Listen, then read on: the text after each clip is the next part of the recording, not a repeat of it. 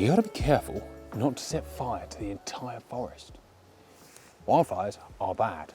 Keep a fire raised off the ground, be respectful where you are, have permission, certainly if you're somewhere like, you know, that you need it. That's why the beach was good the other day. The beach is pretty chill. If you're on farmland, peatland, or in fact any land that's susceptible to fire, especially in these early starting to warm up months, be careful, or do it in your garden. We don't need a particularly big fire today, just a little one. We're just cooking a couple of skewers, pigeon skewers. 4 hours out the other day pigeon shooting, and you will see that video in due course. We ended up with a fairly good day actually. It was not going to be, I mean, it's always a good day in a pigeon hide, let's be honest. It's always a good day in a pigeon hide with friends, having a good laugh and a bit of a chat and shooting a few pigeons, doing some crop protection. There's what, over 10 million pounds worth of damage caused every year, if not more. It's like 100 million. There's a lot of millions worth of damage caused by pigeons every year that I should be able to quote. So the crop protection part is actually really vital. But the enjoyment 2 people can have in a hide with guns, or 3 people in that case, me, Paul and Lowen, was pretty solid. And I took a good number of pigeons home with me. Paul sells a lot of his pigeons on because they're a desirable commodity. And today we're gonna make pigeon skewers. Pigeon, if you've never had it, is an exceptional meat. It's close to beef on the sort of flavour spectrum, I would say. And today we've got 3 different types of skewers. We've got a producer Bob recipe of something that we'll go through later. We've got a honey and mustard recipe, and we've got a secret surprise recipe that is about half the ingredients it needed to be what it needed to be. It's going to be more of a curried option. No idea whether that's going to be good with pigeon. I've done something similar with partridge and it was pretty solid, but today we're going to find out whether curried pigeon is any good. Look at this.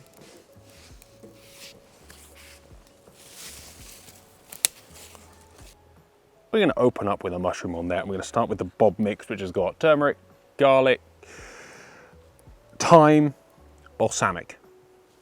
Inherently sounds pretty good. Oh, and salt and pepper. But the whole point of today's video, I thought we could talk about TGS Kitchen. Now we've done a few videos and we're sort of finding a bit of flow, and also, you know, it's probably time to discuss what we're doing here as a very start. And I hate these kind of videos because inherently what we're doing now and what we intend to do and what we intended to do and what we will do are probably very different things. But I thought it would be fun to have a little discussion. So TGS Kitchen was born of the fact that over on TGS Outdoors, where the majority of you will have come from at this point, I shoot a lot of birds and a lot of deer. And I don't show a lot of the cooking, which is actually such a vital part of it. In my head, it's all as much part of the story as the gun and the outing and the friends you do it with is the eating of it, right? We're not just shooting birds and throwing them in a hedge. Pretty much everything I shoot, I eat. It's a bit different on a game shoot because they sell a lot of those, and the majority of the deer that I shoot, I eat. So it's not an unfair statement. It's a nice colour with that turmeric. And so TGS Kitchen was born out of the idea of I love cooking. I do a lot of cooking at home, and it would be cool to potentially share a little bit of what we do with the birds and the deer that we shoot over on TGS Outdoors. And certainly that was the beginning at the start. From there, we've had multiple ideas about what we'd like to do, and I guess that's part of why we're having this, because it'd be cool to have a little discussion in the comments about what you guys would like to see. There's a lot of crossover in styles from TGS Outdoors to TGS Kitchen in my head of things we could do. I'd love to go and learn how things are made. I'd love to go and meet not just game producers, but you know, British producers of stuff, or in fact worldwide producers of stuff. We travel a lot with TGS Outdoors, so inherently there's a lot of little things we can do on the side that might be quite interesting, or at least I think it would be quite interesting. I'm messing this up. Where's the meat? Here's why I don't put vegetables on a skewer, because it just messes up the meat quantity. In my head, a skewer should just be the meat, and then all the vegetables can be in a bowl on the side, and you can sit there and decide what you'd like to do. Here we go, let's put another meat on there. Double meat.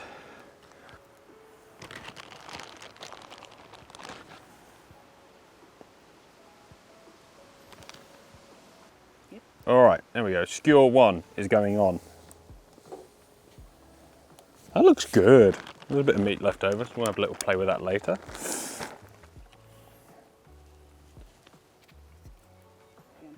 All right, this stick is too thick for mushrooms, which is good. So we're just going to chuck a couple of mushrooms on the fire and pretend that we stuck them on the stick.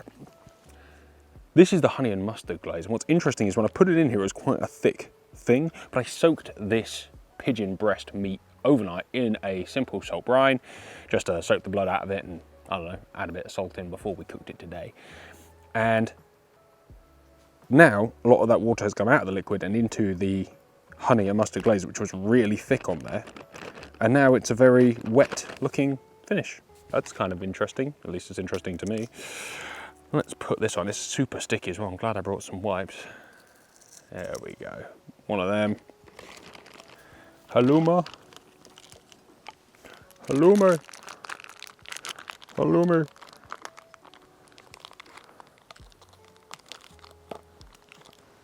No. All right, hallouma's going on. This is going to be a pigeon and pepper skewer. So, things that we've spoken about doing on TJS Out Kitchen are many and varied.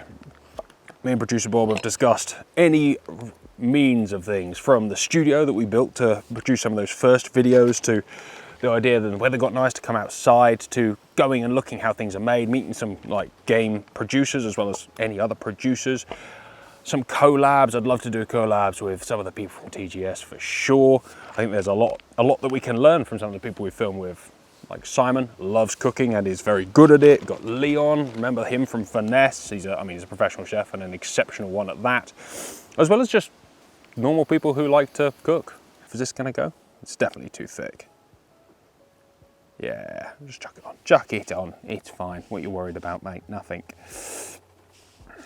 I'm gonna get this done before this twig fire runs out of heat. Should have thought that through. All right.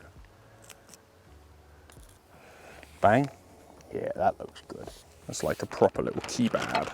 The whole thing's been an interesting process to start with. I've been doing this for nearly a couple of months now. And I've been making videos on guns for 8 years, nearly. And I've got quite good at that. And I'm ultra confident with the camera and going to some of the biggest, coolest factories and filming with some of the best people on earth at shotguns. And yet, I found a real interesting thing that coming into the kitchen environment and doing something I was slightly less comfortable doing was a complete shock to the system. I guess I imagined there would be a lot more crossover, and there is, like in some ways.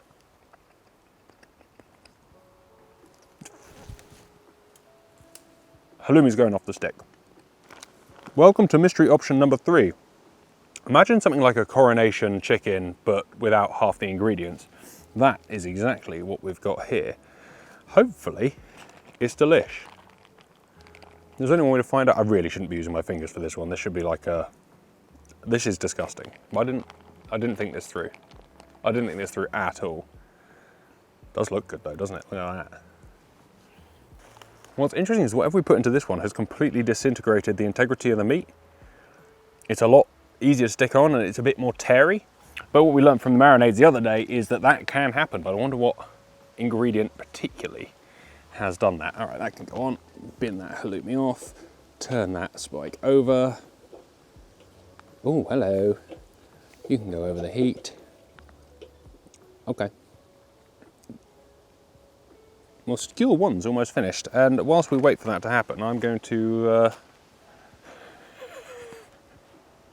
wash my hands. Ugh.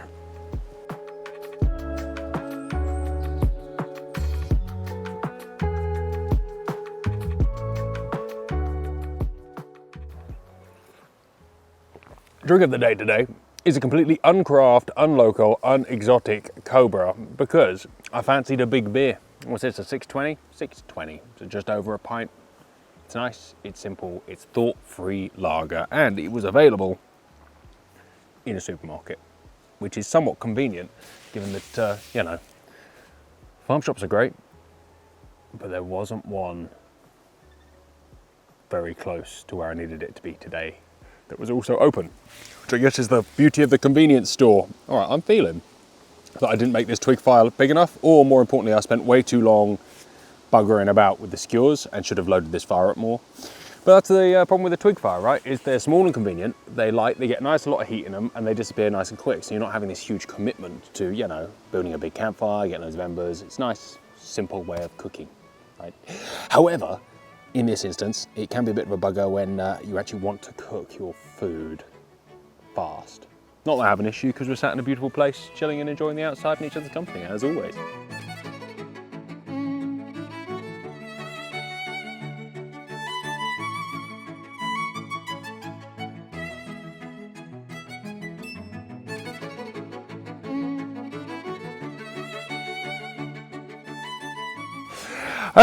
Back to TGS Kitchen. So, you know, with TGS Outdoors, we've got a fairly set schedule. In fact, you know, we're planned pretty much to the end of the year. And over the years, we've found our jam, we've found what works, and we've found what we enjoy. And not that we're on repeat of that, because there's always a few new exciting projects in the pipeline. But, you know, there's a bunch of stuff that we love to do and love to cover. And so those plans are kind of not set. There's always room for some flexibility, but it brings me comfort given that there's quite a lot of big projects to make sure that we're planned. And what you lose a little bit with that is the, not freedom to explore new things, because there's always some new things to explore. But I guess that was the point with starting TGS Kitchen, was as much to show the cooking of some of the game, but also to allow us to explore a few new things and a few new styles that perhaps wouldn't have gone down quite so well on TGS if we were to completely deviate and do something weird. We can do that, which will make us, I don't know, happy is the wrong word, but creatively challenge us. Not even creatively challenge us, just to allow us to have some guilt-free, unattached freedom in what we create, without worrying about what the 250,000 subscribers, the gas bangers going off trying to scare crows. Not worrying about what, you know, the 250,000 subscribers will think, not worrying about what the members will think, not worrying about all of the things that strangely keep me up at night. But rather to come out and just make some films and explore new things and have some fun. And how long that lasts, I don't really know. There is not much of a plan other than we've got some ideas that we want to do and explore and enjoy, and just enjoy the process of sharing, cooking, of gaming, cool places. Because to me, as much as I love hunting, I love shooting, I love going out with guns, it's the getting outside that is the key part. And if you can get outside for the cooking as much as you can the killing, I'd say it's like a double whammy, really. But I know everyone's different. Certain people do love to be at home, certain people love to go out. The world is an infinitely varied and delicious place. I am excited to eat this, I think, he says. Producer Bob, let's give it a try.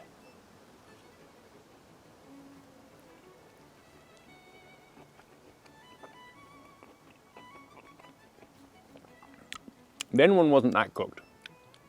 That was actually an insanely good piece of meat though.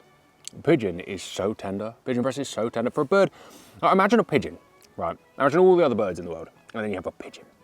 A pigeon is the ultimate prey animal. It can see different colours in the sky till it can to the ground. It can see in a different frame rate. It is incredibly agile, incredibly fast, and there's a lot of really cool things about a pigeon. And then you add on top of that, that this is a prey animal. It is really good at escaping all manner of stuff. And it's a greedy guts. It likes eating the best of the best. When the buds are at the best, it'll eat those. When the crops are at their best, it'll eat those. When anything is at its best, it will eat them. Inherently, if you were to get an animal and feed it the best of the best year round, this is what you would get. And that is why pigeon is so damn good.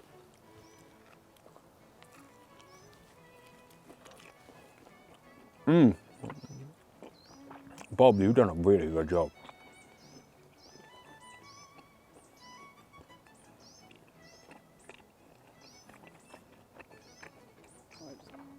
It's salty, it's nice. The turmeric is just, I don't even know how to describe turmeric. It's like crow? Raven? I don't know. Sounds like it's broken. Your crow's broken. How do you describe turmeric? It's earthy. It's kind of like if you diluted a curry powder with some dirt. Like that in my head is what turmeric tastes like. Apparently it's good for you as well. As you can see, we gave up on the cold twig barbecue and restarted with a bit more heat and verve. Because I'm hungry Generally don't cook over open flames, but, you know, when needs must. Hot bastard. I mean, it's just what it is. All right. I have missed cooking outdoors. The sensory excitement that comes with the trees, the look, the freedom, the simplicity, the lack of washing up now. Like, it's just beautiful. Like, you'd happily sit here, but sitting here and eating, and then you're getting like a whole nother thing. Today's recipe was actually chosen on Instagram. We put a little story up to decide whether we were going to make pigeon skewers, which was always kind of the plan, or 3 other relatively ridiculous ideas. One on Chinese cheese, which I fully intend to make anyway, because I don't think I've ever eaten Chinese cheese, and I'd quite like to add that to my repertoire of things I have tried it in my life. When you think cheese, I mean, you think like, I don't know, England, France, Italy, maybe Spain, Netherlands, maybe, Edam, I guess they get like a small shout out. That's it, like in terms of cheese producing countries that you'd go, yes. China, huge country, must have loads of cheese. Can't just have one type of cheese. Like in India, paneer, I'm sure they have other cheeses. But China, Chinese cheese, they've got a lot of colder climes, ergo, cheese must be a thing, Chinese cheese. Coming soon to TGS Outdoors Kitchen, TGS Kitchen. This is why we can't do TGS Outdoors ridiculous things like eating Chinese cheese. All right, speaking of India, curried pigeon breast. You ready for this?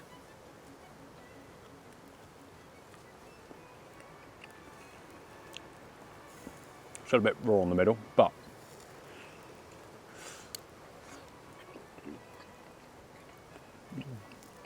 pigeon is the wonder meat. You can put any flavour with it, it's still delicious. All right, time for honey and mustard. Let's give this a whirl.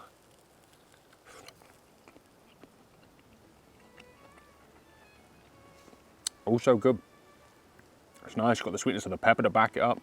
All round, if you put that in a bun, on a plate, on a stick, in the woods, this is good. Actually, although it is really good, here's my least favourite of the 3. The accidental curry yogurt mascarpone is my favourite. It is so good, like surprisingly good. This is nice, potentially a little bit sweet, probably overdid it on the honey. I think because it was quite thick, I added a bit more in to make sure everything was covered, but where it then got all wet and it's been sat there, even the inside of the meat does taste quite sweet. It's not bad. But,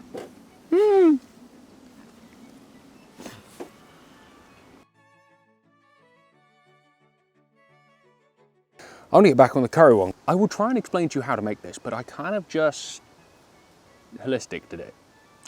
We've got about 2 teaspoons of curry powder, about 1 teaspoon of turmeric, about half a teaspoon of ginger, probably more like a teaspoon, a good pinch of salt, 2 tablespoons of mascarpone, 2 teaspoons of mascarpone and 2 teaspoons of yogurt, a little cracker pepper.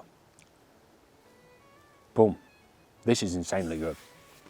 Really, really good.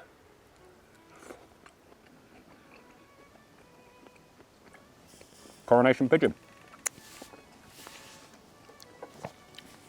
The bottom line I think we discovered today is you could literally roll pigeons in dirt and cook them and they'd still be good.